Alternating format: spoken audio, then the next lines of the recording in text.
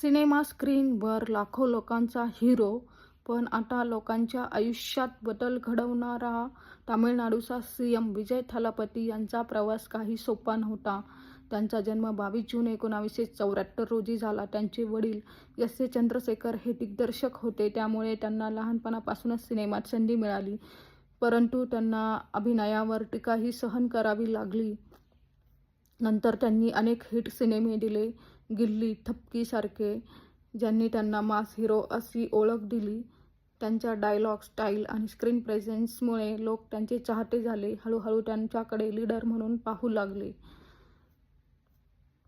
विजयचे fan clubs आधीपासून खूप मजबूत होते, परंतु त्यांनी त्या फॅन्सना समाजसेवेकडे वळवलं. रक्तदान, शिक्षणात मदत, गरिबांना सहकार्य यामुळे त्यांचा लोकांवर विश्वास वाढत गेला.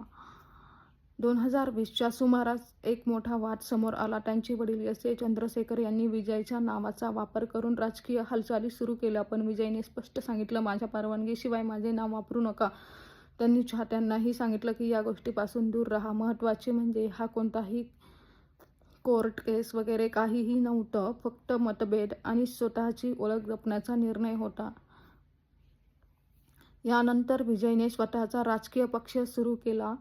तामिळगा वेट्री कझगम हे नाव होतं त्याचं.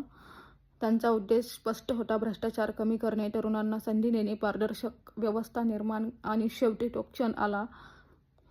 विजय यांनी तामिळनाडूच्या मुख्यमंत्रीपदाची शपथ घेतली. सिनेमामधला सुपरस्टार आता लोकांचा खरा लीडर बनला. स्क्रीनवरचा हिरो आता खऱ्या आयुष्यात लोकांचं भविष्य घडवणार आहे. ही आहे थालापती विजयची खरी प्रेरणादायी कहाणी. तुम्हाला काय वाटतं? ते चांगले मुख्यमंत्री होऊ शकतील का? नक्कीच कमेंट करा. धन्यवाद.